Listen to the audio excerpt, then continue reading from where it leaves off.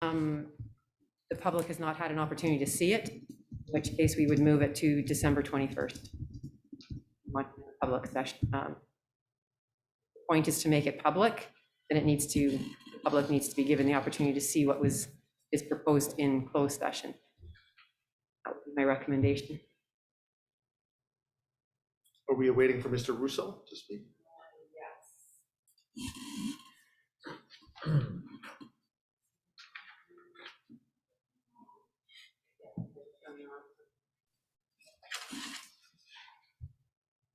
Mr. Russo. Yes, there was a challenge with the audio, so I didn't hear the question, but what I can infer is that it was to do with the RHI grant and whether that is got to go in public here, if I'm correct. So my apology, the audio did not come through on my end. That is so, Mr. Russo. So if you have any comments on council deliberating whether this should be in closed session or open to the public. I mean, the intent for this evening why it wasn't closed is because council, it is a land matter, as well as there is a reference to a certain organization in that, as well as an opportunity for council to understand what the agreement terms is outlining. Of course, the next step would be then to also share this with the public, and as interim CAO Harwood just said that, you know, if council persuades that you want to take it into the public domain this evening or at the future council, then it can be taken out of closed and brought to council for the 21st for a discussion with a request for us to get an extension for signature to the grant, which is, I believe, the 12th of December was the initial request. So that is something we can do. Council so desires that you're comfortable that it goes into the public domain, because the public has to see it, of course, because if there is going to be a bylaw component to it, that is a public domain as well, and that will have to be advertised. So it's really council's purview. We've, based on the circumstances, that is why administration recommended for this evening that it be in a closed session to discuss the specifics, and then of course to share with the public everything else that's in the agreement or whatever else is needed. So thank you, Mr. Russo. Councilor LaBerge. So if ever there's a discussion of any piece of land at any level, that automatically turns it into a closed session item? That's my question. Administration.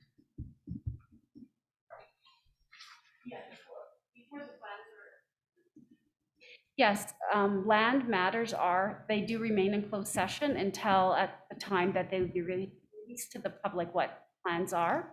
But while the discussions are still ongoing, they remain closed. Councilor LaBerge. But on this item, we're building out a section of what's been defined already. This is between two government agencies, though. So I don't know, I'm not quite sure why the public's not allowed to have we're talking about a grant coming in to fund the land that they've already had input on. I don't understand why that's. Councilor LaBerge, would you like to make an amendment? Well, do I make a motion? Is that how I would do that? Yeah, I would like to make a motion then, please. I wasn't quite sure how to deal with this. So if you just do amendments to the agenda? Correct. Yes, please. So Councilor LaBerge would like to make an amendment to the agenda to bring the rapid housing to the public portion of the meeting. Council, anything further? Councilor Taylor. I don't have it immediately in front of me, but there were some specific clauses in the CMHC agreement which discussed confidentiality. If we do that, do we breach any of those clauses? Administration.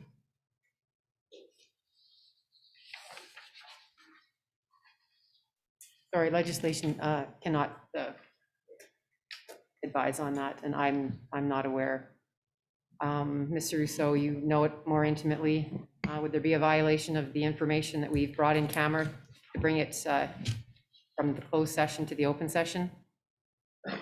Through to the chair to council, I don't believe, based on my recollection, that there would be a contravention of any of the confidentiality clause that is referred to between the two parties, which would be the town of Hinton and the grantor itself.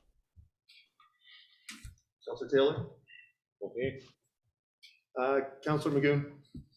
Yeah, and I guess my point would be, I think that's the whole point of bringing it in camera first. It is a land item. It is within the purview of council to look at it first within council's in closed session to ensure that there's no concerns around privacy or any other issues for when it does eventually hit the public. I mean, that's part of the process, right? I'm comfortable seeing this in closed session first and then bringing it to public later on. That's what administration planned for. I think in order to, if council is going to have a chance to pursue it appropriately, that's the appropriate steps. Otherwise, I feel like perhaps we're delaying it. Thanks. Thank you, Councillor Magoon. Councillor Hawes? Yeah, I appreciate, the wanting to bring things into public. I just really concerned, and I can't speak to much of it because it's already in a closed session. So, I mean, the only way that I'm comfortable with it in closed session as well until we have a conversation with council administration and ask some questions. And the fact that there may be parts to it that may not be public at this point.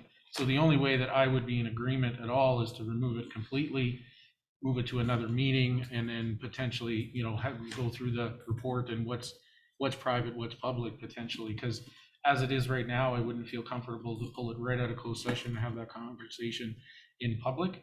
So I'm going to be in favor of leaving it in closed session for now and having those conversations and then have those public conversations afterwards. So thank you. Thank you, Councillor Hawes. Councillor Stashik? Thank you, Mr. Mayor. Yeah, I won't be supporting the proposed amendment either. It's impossible for council to have an open discussion with administration on this matter if we can't mention the named parties that are part of the report that came to us. The first step is that this has to be a closed session discussion so that council's fully aware of everything that they're considering tonight. So I won't support the proposed amendment. Thank you. Thank you, Councillor Stashik. For myself, I have a question for administration. Seeing that there's two trains of thought for this, if we go in closed session, we speak about some of the more sensitive matters that are protected under FOIP. Can we come out of closed session and then based on how we're going to vote, can we speak about some of the context within the closed session regarding the documents? Or must we not speak at all regarding that? Because for me, I have no problem going in closed session because I'm not an expert in this and administration is seeking for us to go in closed session. But I would like to communicate to the public some of the rationale if I support or I don't support this. Could I speak to that after we come out of closed session?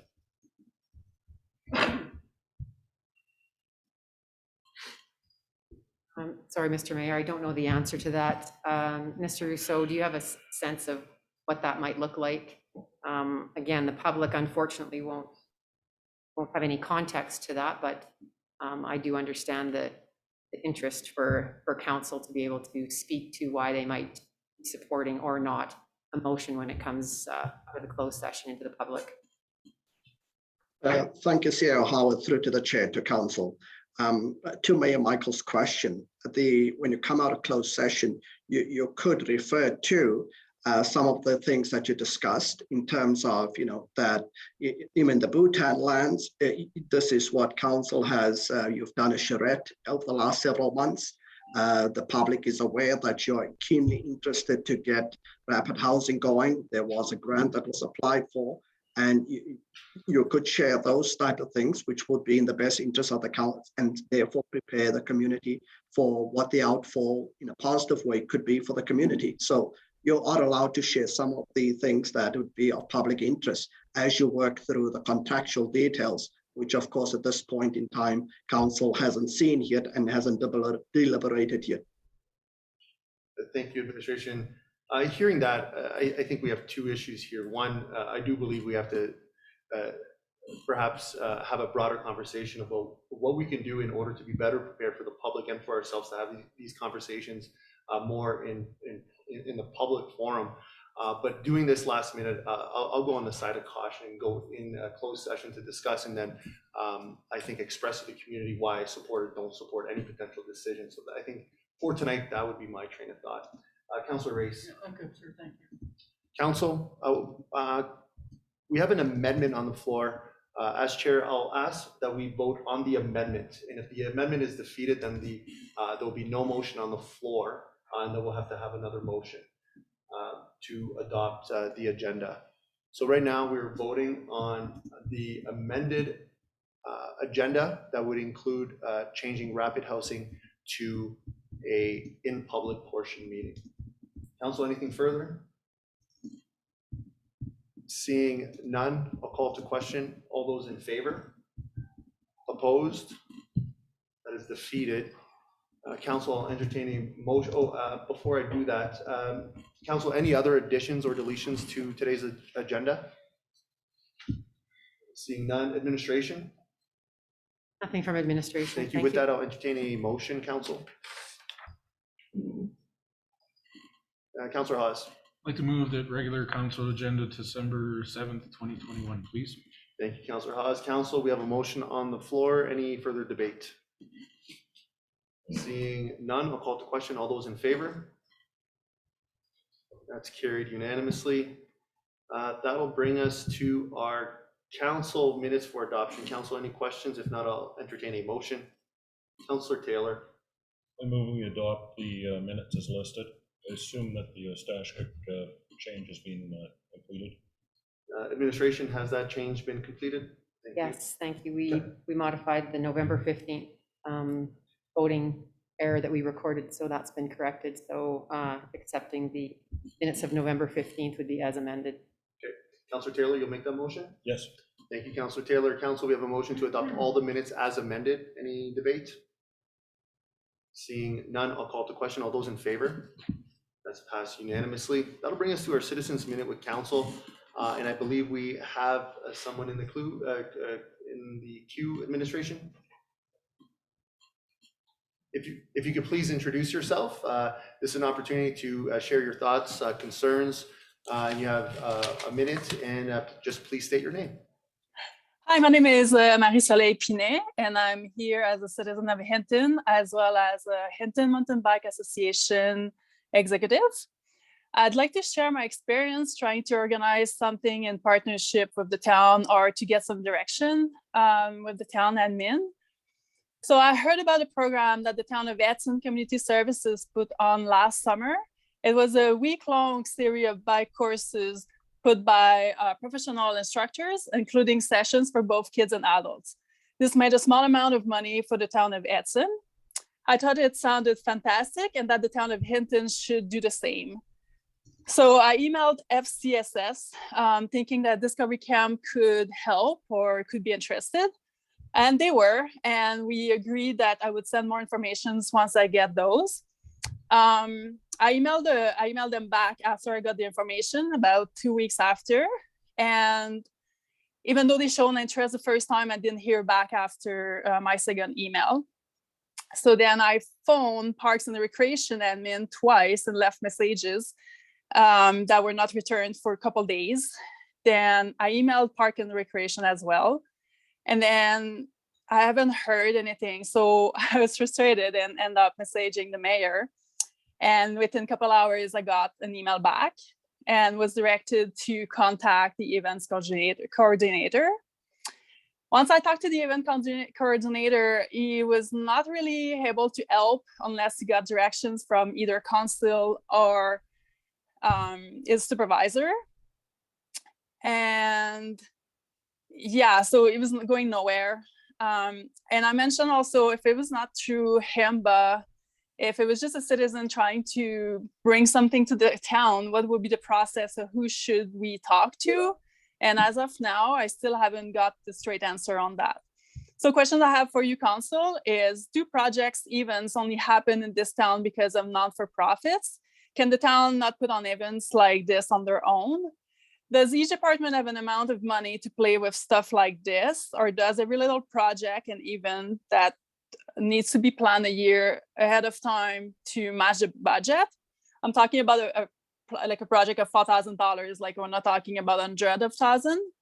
And why does it need to be so complicated to get something like this going in town? Why is it so hard to get an answer to where to go, to contact? And I'm basically just giving the town everything to put on a great event, and that should make money or break even. And no one from the town seems really excited about it. So that could have been a great way for the town to use one of the highlighted amenities. Thank you for your time. Thank you, Marie-Soleil, and thank you for putting your time and effort into this. And I'll follow up with administration, and then council will get back to you or administration. So we'll follow up on this. I know I'm privy to a bit of it that you in our conversation, but we'll follow up, and we appreciate you bringing this forward to us because I do see the value in this opportunity that Edson has taken advantage of. So thanks again, and we'll be Thank you. shortly. Thank you. Okay, bye-bye. Bye-bye. Administration, are there any other Minutewood councils lined up? No. Okay, thank you.